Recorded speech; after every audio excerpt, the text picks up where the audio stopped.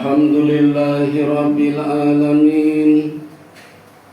Wa bihi nasta'inu ala umuri dunya waddin. Wassalatu wassalamu ala ashrafil anbiya'i wal mursalin wa ala alihi wa sahbihi ajma'in. Amma ba'du. Ashhadu an la ilaha illallah wahdahu la syarika lah wa ashhadu anna Muhammadan abduhu wa rasuluhu la nabiyya ba'dah. Qala Allah ta'ala fi kitabihil karim, A'udzu billahi minasy syaithanir rajim. Ya ayyuhalladzina amanu taqullaha haqqa tuqatih wa la tamutunna illa wa antum muslimun. Shadaqallahul adzim.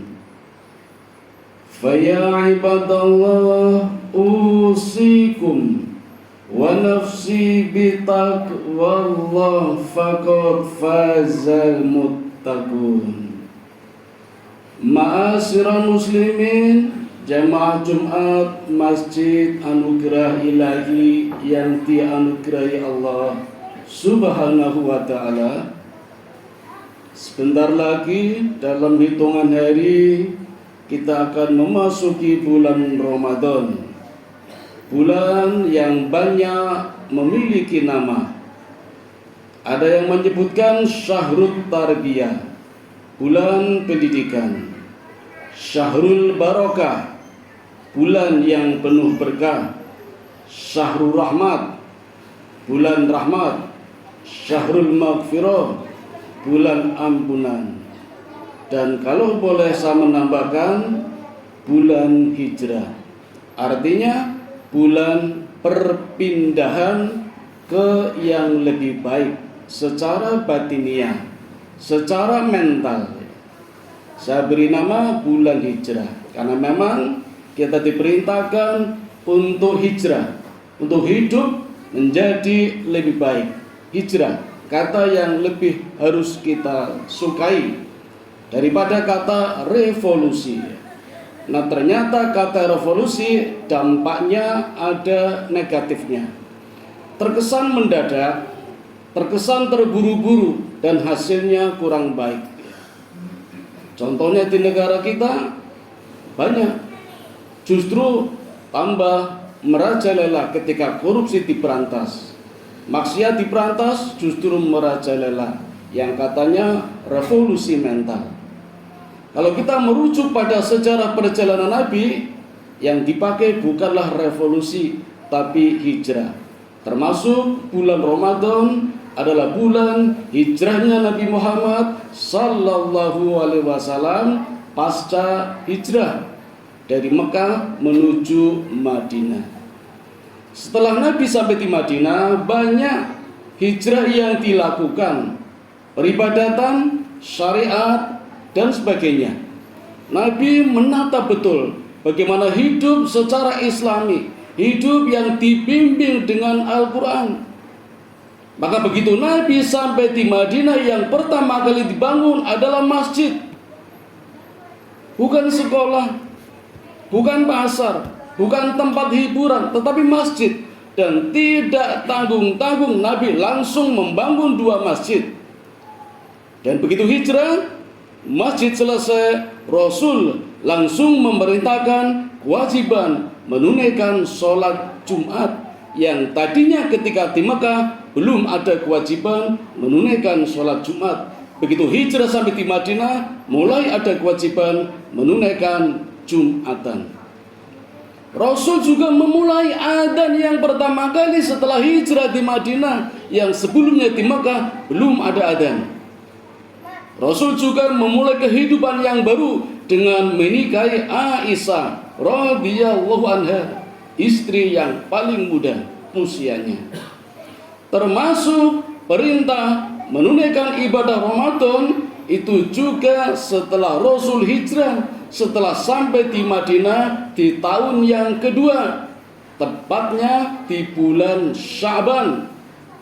Rasul perintahkan berpuasa setelah mendapatkan perintah Allah, mendapatkan firman Allah yang ada di dalam surat Al-Baqarah, surat yang kedua ayat 183, yang adik-adik kita mungkin sudah hafal ayatnya. A'udzubillahi minasyaitonir rajim. Ya ayyuhalladzina amanu kutiba alaikumusiyam kama kutiba alal ladzina min qablikum la'allakum tattaqun. Wahai orang-orang yang beriman, diwajibkan atasmu berpuasa sebagaimana diwajibkan pada umat-umat sebelum kita agar menjadi orang yang bertakwa. Ayat ini turun sebagai jawaban atas hukm yang dilontarkan oleh orang-orang Yahudi yang tinggal di Madinah. Nabi hijrah ke Madinah memang sudah aman, nyaman, tentram, terkendali, tetapi di dalam perjanjian Baitul Arqam tidak ada jaminan ketika keluar dari Madinah atas keselamatannya. Tidak ada. Perjanjian Baitul Arqam menyatakan golongan Ansor, orang-orang Muslim di Madinah siap membela Nabi mati-matian ketika di Madinah. Tapi ketika Nabi keluar dari Madinah, bepergian keluar dari Madinah, tidak ada jaminan. Maka orang-orang yang ada di Madinah dari kalangan Yahudi terbesar ada 3 golongan. Golongan Bani Nadir, golongan Bani Quraidah, dan golongan Bani Qainuqa. Itu selalu melontarkan kata-kata yang kurang enak. Apa kata mereka? Woi, teman-teman, Muhammad tidak punya ibadah. Ibadahnya meniru-niru kita. Orang Islam tidak punya syariat berpuasa. Puasa ikut ibadah kita. Diejek terus. Maka begitu ayat ini turun, Nabi senang sekali. Nabi sangat merindukan akan datangnya perintah bulan Ramadan yang spesial khusus untuk orang Islam. Karena ibadah puasa umat terdahulu, kalau kita melakukannya, hampir dipastikan kita tidak akan mampu. Jangan coba-coba. Puasanya Nabi Idris 1 tahun berturut-turut tanpa berbuka, nggak ada yang kuat. Puasanya Nabi Musa 40 hari tanpa berbuka. Puasanya Nabi Sam'un 1000 bulan tanpa berbuka, nggak ada yang mampu. Maka Nabi mengatakan ini puasa spesial buat kita. Asyamu junnah, sebagai jawaban atas hukm yang dilontarkan oleh orang Yahudi. Inilah Islam, punya aturan sendiri, puasa yang menyehatkan. Asyamu junnah. Maka menyambut datangnya bulan Ramadan, kita sebagai umatnya mestinya senang sekali. Tidak gelisah, tidak resah. Waduh, sebentar lagi Ramadan. Gelisah, susah, ada orang seperti itu. Maka Nabi memotivasinya. Barang siapa menyambut kedatangan bulan Ramadan dengan senang gembira, maka dosa-dosa yang telah lalu akan diampuninya. Subhanallah. Asyamu junnah. Puasa kita, wahai para sahabat, kata Nabi, junnah. Puasa spesial. Di sini Nabi mengatakan asyamu junnah. Junnah. Junnah itu kalau dalam bahasa Arab memiliki kata dasar yang terdiri dari 3 huruf. Jim, nun, dan tak marbutah. Atau kadang tak marbutah tidak ada, jim sama nun. Fil lughatil arabiyyah, di dalam bahasa Arab ketika ada kata yang unsur suku katanya 2 huruf, jim dan nun, maka artinya tersembunyi, samar-samar, tidak kelihatan. Janin misalnya tidak kelihatan, tersembunyi. hanya bisa dilihat dengan USG, itu pun samar-samar. Nanti akan tampak ketika lahir. Janin, dari kata jin dan nun. Jannah, surga, itu juga tidak kelihatan, tersembunyi, samar-samar.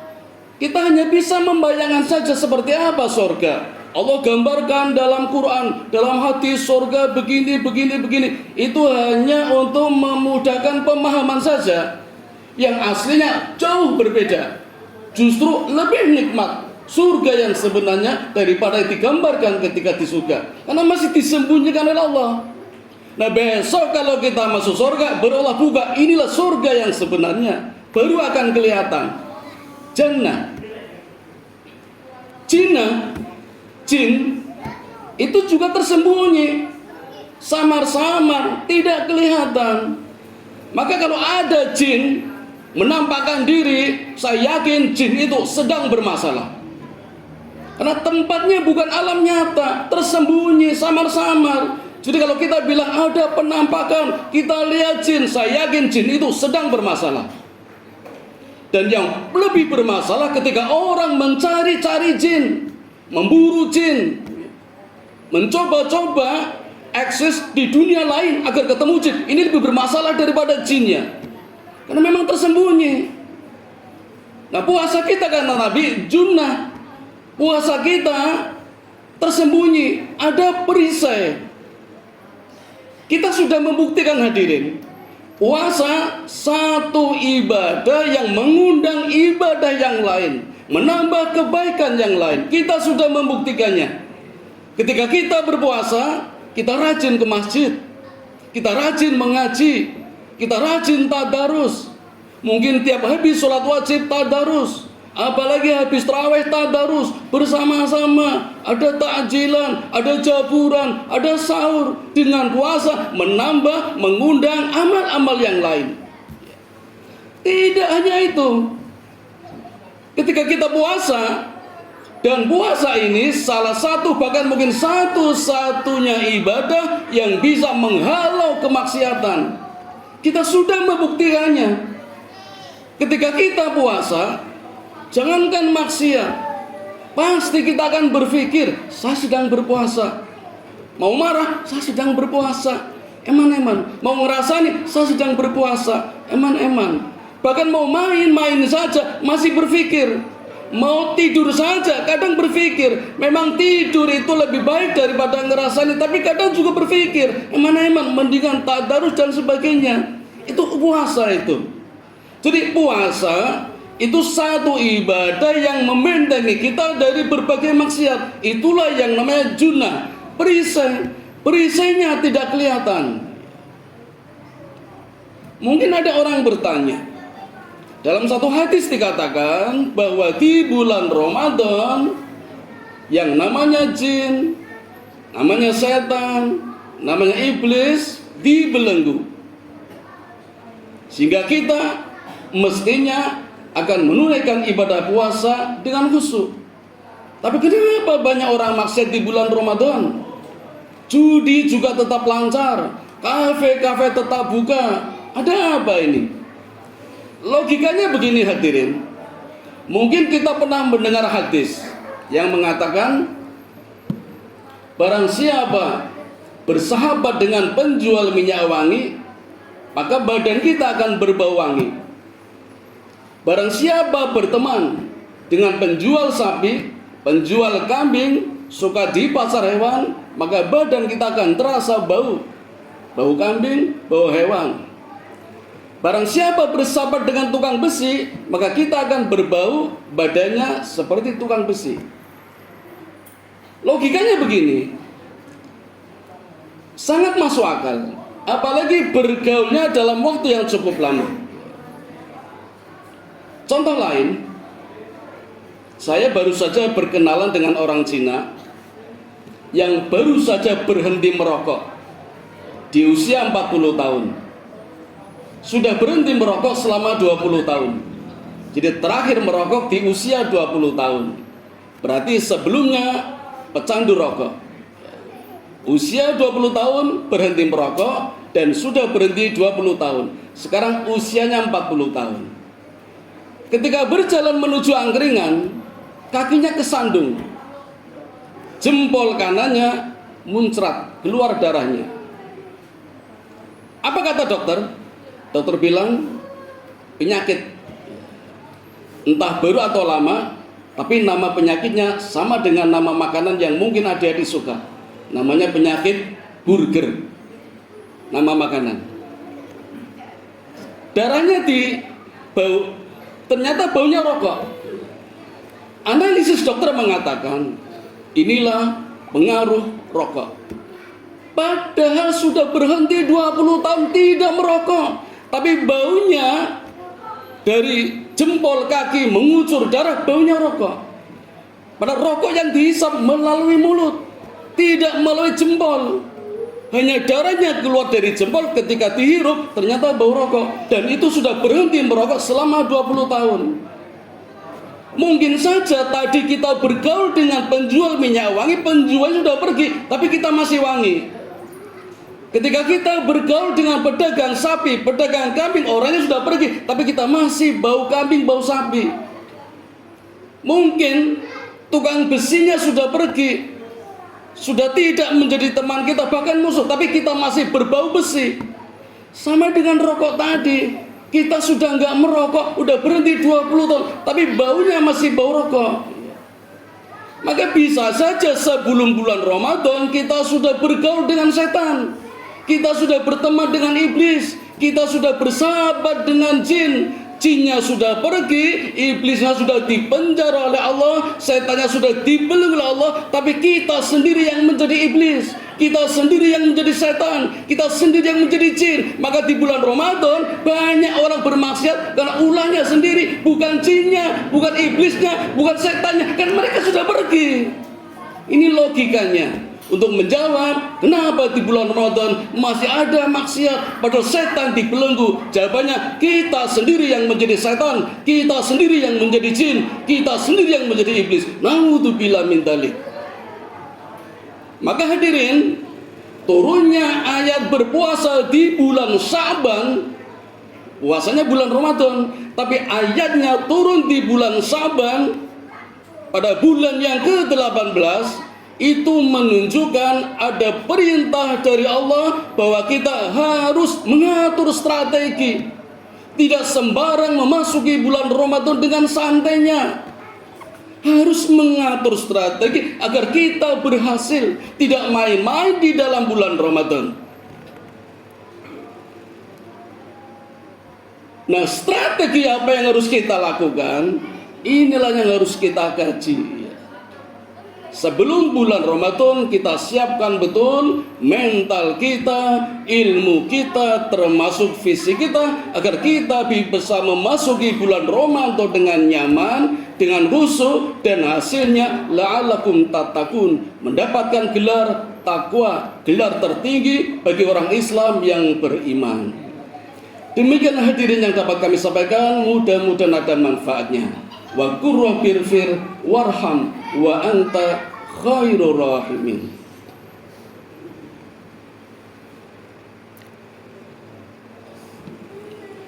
Alhamdulillahilladzi hadana li hada wa ma kunna linahtadiya laula an hadanallah. Allahumma shalli ala sayyidina Muhammad wa ala ali sayyidina Muhammad. Asyhadu an la ilaha illallah wahdahu la syarika lah wa asyhadu anna Muhammadan abduhu wa rasuluhu la nabiyya ba'dah. Qala Allah ta'ala fil Qur'anil azim, a'udzu billahi minasy syaithanir rajim. Ya ayyuhalladzina amanu qu anfusakum wa ahlikum nar. Ayyuhal muslimun ittaqullaha haqqa tuqatih wa la tamutunna illa wa antum muslimun. Hadirin yang dirahmati Allah, kalau dulu pemerintah pernah mewajibkan kita memakai masker, maka Allah jauh di Lauhil Mahfuz sudah mewajibkan kita memakai masker. bukan masker yang berbahan kain, bukan masker dari plastik, tapi masker yang namanya puasa. Dengan menggunakan masker, kita terbebas dari ngerasani, dari membicarakan kejelekan orang lain, dari menggunjing, dari fitnah. Inilah masker yang sebenarnya. Kalau pemerintah dulu pernah mewajibkan kita mencuci tangan, maka 1500 tahun yang lalu Nabi kita sudah memberikan anjuran kepada kita tidak hanya mencuci tangan, mencuci mulut, membasuh kepala, membasuh kaki, tangan, berwudu, termasuk membasuh hati. Hati kita dibersihkan dengan yang namanya bulan Ramadan, berpuasa. Kalau pemerintah kita juga pernah mengatakan jaga jarak, maka 14 abad yang lalu Nabi pun mengajarkan kepada kita untuk menjaga jarak dengan maksiat jarak yang sejauh-jauhnya. Seperti dalam doa iftitah, Allahumma ba'id baini wa baina khotoyaya kama ba'adta bainal masriqi wal maghrib. Ya Allah, jauhkanlah kami ya Allah dari kesalahan, dari dosa sejauh barat dan timur yang tidak pernah ketemu. Artinya kita mohon kepada Allah bebaskan kita dari kesalahan hingga di padang mahsyar, hingga di akhirat tidak ketemu lagi dengan namanya dosa kita di dunia. Artinya sudah diampuni. Jaga jarak dengan maksiat, jaga jarak pula dengan Allah. Dekati, tidak jauh-jauh. Kalau kita takut dengan harimau, lari. Kita takut dengan anjing, lari. Kita takut dengan kelitih, lari. Kita takut dengan Allah, dekati. Maka dengan puasa kita akan lebih dekat kepada Allah dan juga dengan Nabi kita Muhammad sallallahu alaihi wasallam. Marilah kita sambut bulan Ramadan dengan senang hati agar kita lebih dekat dengan Allah dan juga dengan Nabi kita. Mudah-mudahan puasa kita diterima Allah Subhanahu wa taala. Amin ya rabbal alamin. A'udzu billahi minasyaitonir rajim. Bismillahirrahmanirrahim. Innallaha wa malaikatahu yusholluna 'alan nabi. Ya ayyuhalladzina amanu shallu 'alaihi wa sallimu taslima. Allahumma sholli ala Muhammad wa ala ali Muhammad kama shallaita ala Ibrahim wa ala ali Ibrahim wa barik ala Muhammad wa ala ali Muhammad kama barakta ala Ibrahim wa ala ali Ibrahim innaka Hamidum Majid. Allahumma ighfir lil muslimina wal muslimat wal mu'minina wal mu'minat al ahya'i minhum wal amwat innaka sami'un qaribun mujibud da'wat wa qadiyal hajat wa qati'us syahwat. Allahumma inni as'aluka ilman nafi'a wa rizqan thayyiba wa amalan mutaqabbala. Allahumma inni as'aluka al-huda wa tuqa wal afafa wal ghina. Allahumma ja'alni syakura waj'alni sabura waj'alni fi ainin saghira wa fi a'yunin nasi kabira. Rabbana dhalamna anfusana wa illam taghfir lana wa tarhamna lanakunanna minal khasirin. Rabbana atina fid dunya hasanah wa fil akhirati hasanah wa qina adzabannar. Wa sallallahu ala sayyidina Muhammadin wa ala alihi wa sahbihi ajmain. Subhana rabbika rabbil izzati amma yasifun wa salamun alal mursalin walhamdulillahi rabbil alamin. Wa la dzikrullahi akbar. Aqimis shalah.